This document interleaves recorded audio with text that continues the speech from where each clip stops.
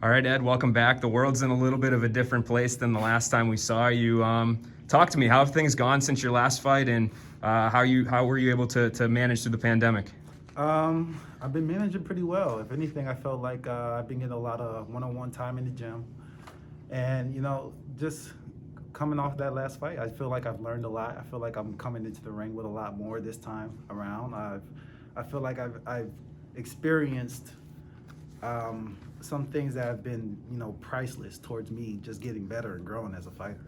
Yeah, and coming off of that loss, does it kind of suck going into the pandemic? You're sitting around, you want to fight again, and it's not like you're coming off of a knockout, you're coming off of a decision loss. So was that tough? Do you feel like it made you a better fighter that you had so much time to think about it? Yes, it definitely did. Because it just gave me a lot of time to think. And because, you go from one fight, you lose, and you go to the next fight, and you're like, I won. Then you just ignore the fight you lost. And I felt like I had more time to kind of just sit there and turn my thoughts around in my head and really think about where I'm leaving holes in my defense, holes in my offense, And I just feel like this has been a real good time for me.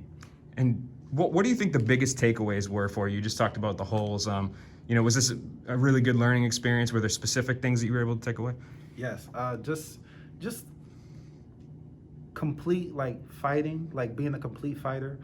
I just took away. I was like, wow, you can't just kind of go in there and just think that you could just have some. You just have some of the skills to kind of be in the ring with somebody. Because I was like, I'm a wrestler. I'm going in there with a wrestler, and I got out wrestled. I was like, whoa, never thought that'll ever happen in MMA. But it just taught me. It was like, wow, there's a more elite wrestling in MMA that's more for MMA.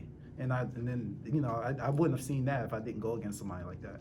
And that's interesting. Do you feel like it's almost harder to unlearn some of your more wrestling-based techniques and kind of that, transfer it to the MMA sort of wrestling that we hear people talk about?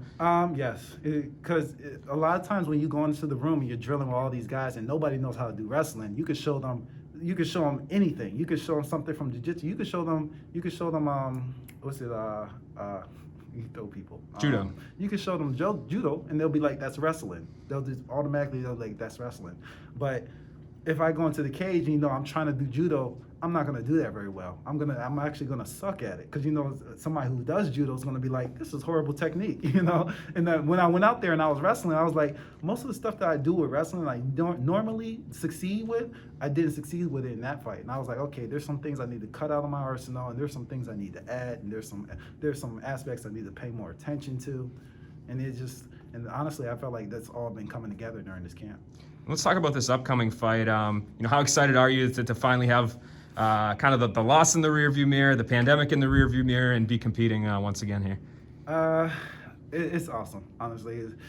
The pandemic's not really in the rear view, but having that loss in the rear view, I feel like a loss matures you way more than a win. Yeah. And I feel like it just gives you a better grasp of the type of fighter that you want to be. Yep, for sure. And Taylor Johnson, your opponent, were you able to? Are you a guy that likes to watch tape on him? Can you kind of give me a little bit of what you expect to see out of him on fight night?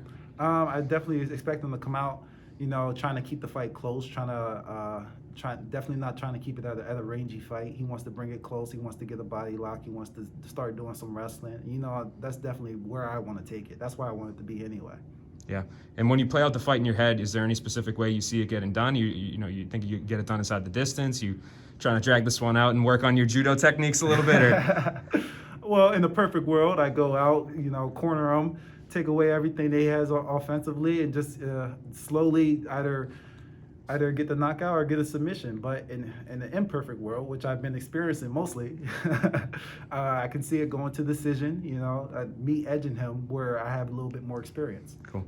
Well, good luck, and I appreciate the time, man. Mm-hmm. Thanks.